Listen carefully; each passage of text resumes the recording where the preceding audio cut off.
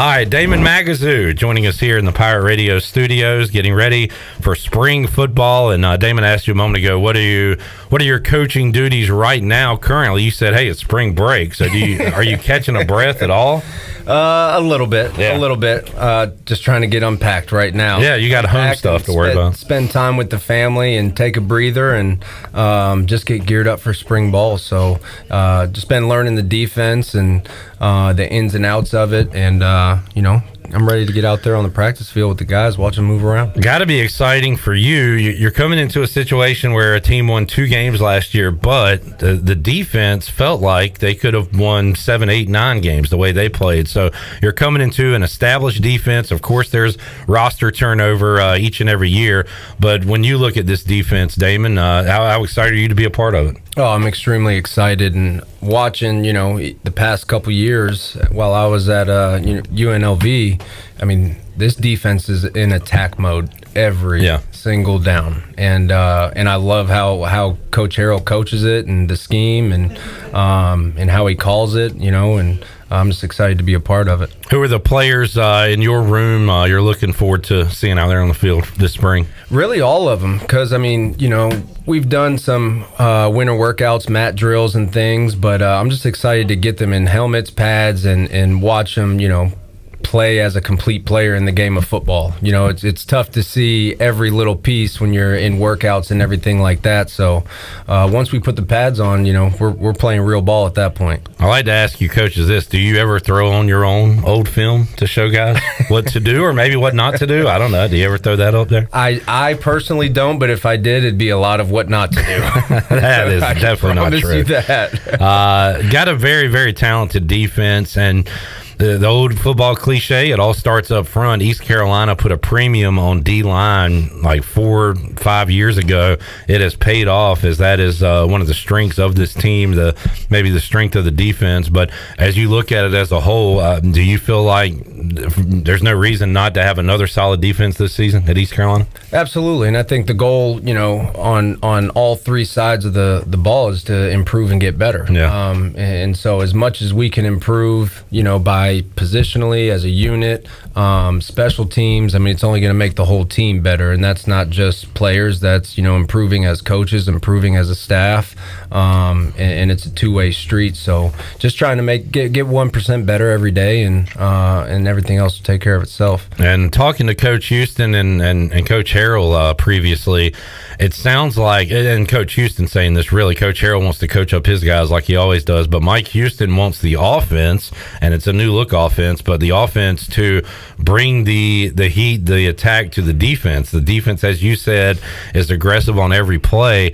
Sounds like they've been doing that spring, fall camp, everything. He wants the offense to match that intensity. That's only going to make your guys better, right, if there's that kind of competition this spring. Absolutely, and I think obviously it starts from the top with Coach Houston saying it, and we got to bring it as coaches. We got to bring the energy, not just defensively, offensively, special teams, and I think when we bring all that energy, we set the standard. And I'm excited, to watch our offense go against them, and iron sharpens iron. So as best as we can get on all 3 sides of the ball, it's only going to make us that much better.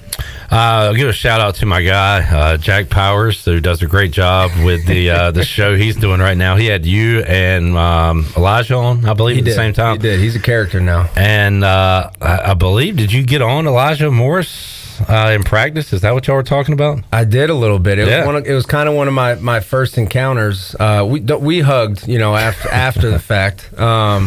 But he was busting his butt in mat drills, but there was a portion of it where he was a little bit lazy, and I kind of pointed it out to him, and he's a little bit bickering back and forth, and then a hug at the end. So But again, we're competitive, right? I mean, players are competitive, staff is competitive, and we're trying to all push each other. Not just coaches push players, but players push coaches. So you want that. You want that fire in a player, and to have that passion. Yeah, I wanted to ask you about the balance of when to rough like to love them and hug them up, but also get on them. I'm sure you can experience both sides of that. Mm-hmm. I would imagine. So what is that like? It's also, you got to know the individual too. too, right? How a guy clicks. So how much as a coach do you get to try to know each individual person rather than just the entire group? You do. You have to know them on a personal level. You have to know how they learn. You have to know how are they going to react depending on, are you getting on them? Are you loving on them? Some guys you can't love on enough. Some of them you can love on a little too much because then they get lazy with it. So that's been a big part of what I've been trying to do so far is in being here is just really get to know the guys on more of a personal level and understand them as young men and build that relationship, because I think it always goes back to trust and everything of that nature. If they trust me and I trust them, then we feel comfortable enough to push each other to become better. And so there's some different tactics you gotta understand. Okay, I can't push him this hard right now, or whatever it may be. So there's a lot of that goes into place. We talked to John David Baker. I think it was early January. I don't remember I think it was, but he was saying he got here and immediately was recruiting and knew more about potentially future Pirates than he knew his own team. So there's that part of it too. When you came in, is that the similar situation you faced where you're getting to know guys that you hope will come here and you got to learn the guys that are already here after that? It is. I mean, because you hit the ground running as soon as you're brought on staff, and because of the timing of it, pretty much hit the road recruiting immediately. So there was a lot of FaceTimes, early on with my guys being on the road and just conversations, whether it was by phone or text, to try to make sure I'm still understanding them and getting to know them while still recruiting. So there was a lot of time spent on that phone in that first month in January. Do you have any kind of advantage just being here previously where you know the area, know some high schools, things like that? Because usually a coach coming from UNLV might not know Eastern North Carolina that well. Do you have an advantage in that, though? I don't know if it's an advantage, but I have a broad understanding. But being from Charlotte, which is, part of my area, I know a lot of those head coaches out there, whether they were friends or former players or somehow connected. And so it's been fun getting back there and running into people that I maybe didn't know were on a certain staff. And shoot, I ran into Brad Hoover at one high school who was he was on the Panthers when my dad was there, and we kind of looked at each other. I said, "Brad?" And he was like, "Mags?" Yeah. And so it was fun getting out there and running into some people. That's all. Fullback. Yeah. Okay. I remember that fullback. name. Yeah, good stuff. Damon Magazu joining us here in the Pirate Radio studios. You got a question, you can get it in. Jamie asking, any new college football rules this year? The clock not stopping on first down from last year. That was a big one. Did I see maybe 2-minute warnings coming in? Is that... I actually just saw that on Twitter last night. I think it was what I saw. So, yeah, that would be interesting. Yeah. Any other rules you're... Gosh, off the top of my head, I've just been trying to make it to spring ball and get my guys on the field. And, I know if there's any rule changes, Coach Houston's on top of that and will let us know. So I'm sorry I don't have a better answer for you. I am, I guess reviews are necessary. You want to get the right call. Generally speaking, I'd rather have a nice flow of the game. I do like that they review targeting now, because before they call you for targeting, you're out and there's nothing you can do about it. Now at least they look at it. So what do you think, Damon, about a guy who used to hit hard and make plays like that with the targeting and things in college football right now? What do you think about those rules? I think the targeting is good for player safety. Obviously, you don't want to be attacking guys, above the shoulders. It does make it harder as a defender, and sometimes that's not even your intent to hit a certain area. You're hitting a moving target, that also can lower their shoulder, and it's a balance of trying to protect the offensive player, but also the defensive player at the same time. And I think it's a good rule. I am glad, like you said, they're reviewing those, and I think that's the right thing to do, so a kid doesn't get thrown out of a game. But I think it's the right thing to do. It's just hard as a player to make sure you're hitting the exact strike zone. Sometimes that intent isn't really there to injure a guy, right? I mean, it's a physical game. Jamie says 2-minute warnings. Wow, we may need to go 2 feet down on catches at this point. I wonder how close the college game will get to the program. Chandler, didn't you say one of your favorite Damon Magazu interception? Was it a toe tap in the end zone? Let me. He always brings this one up. Was it favorite Mags interception? Well, yeah. So everybody talks about the NC State one, which rightfully so they should. But the one that I think about all the time is when he picked off Washington Commanders tight end Logan Thomas. Well, former. We just released him. Yeah. Somebody finally saw that highlight and said, we don't want you anymore. No, but he throws it in the back of the end zone, and Mags was able to get the ball but stay in bounds and was basically on 2 feet? On his tippy toes. And then I talked to Coach Mags before he came on, and he said that they actually practiced that with Brian Mitchell. Yeah, it wasn't. It was more of a phase out and zone turn and look back at the quarterback. So it was very, very similar to actually how it happened, earlier in the week in practice. So just odd how the timing was, or maybe Coach Mitchell just knew. That's the interception I think about a lot, and just the athleticism there. I love the toe taps. Chris Carter, I think the all-time best at it back in the day, but getting those feet in. We used to work on that in my front yard, Coach, like you guys did on the practice field. Getting those feet in. A lot of stub toes. You're out there barefoot on the concrete. Pretty much, yeah. Fun times there.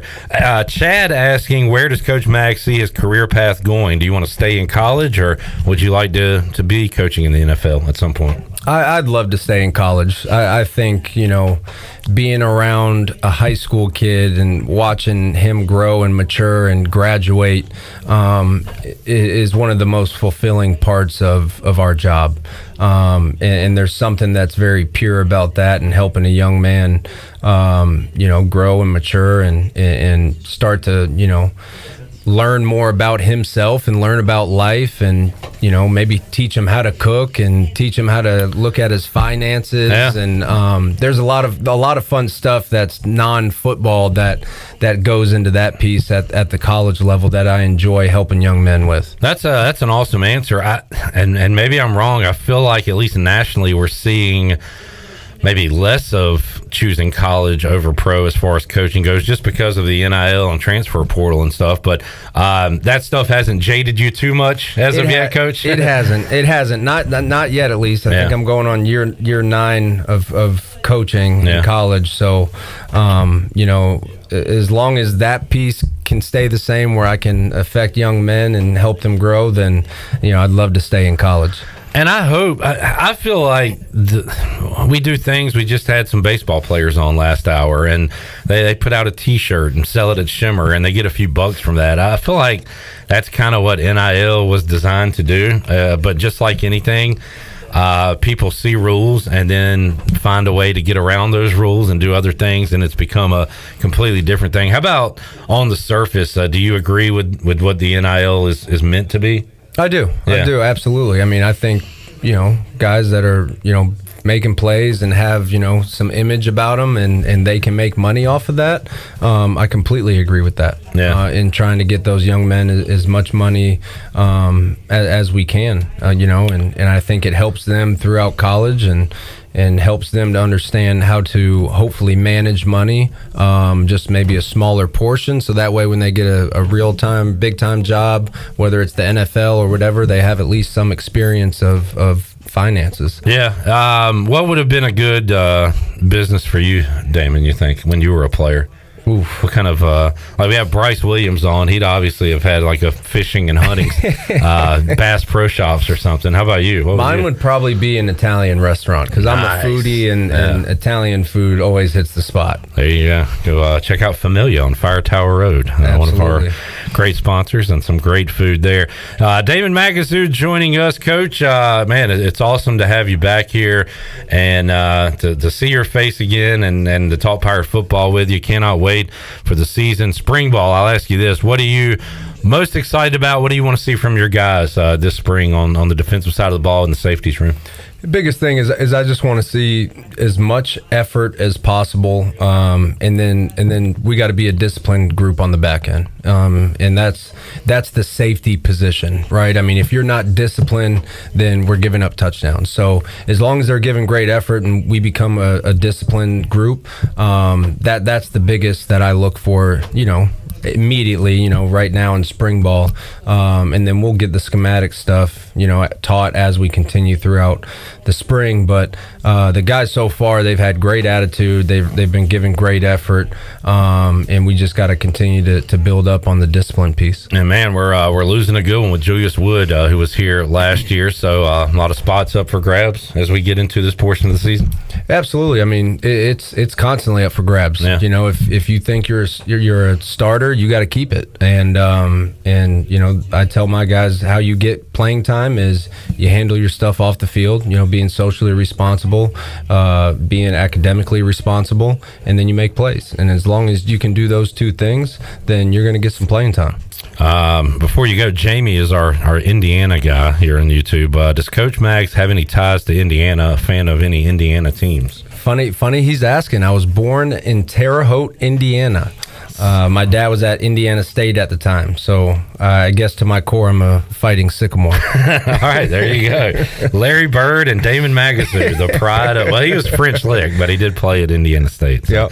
Yep. Coach, thanks for joining us, man. Look forward to seeing you out on the spring practice fields. Absolutely, brother. I appreciate you guys having me. Thank you, sir. There is Damon Magazu.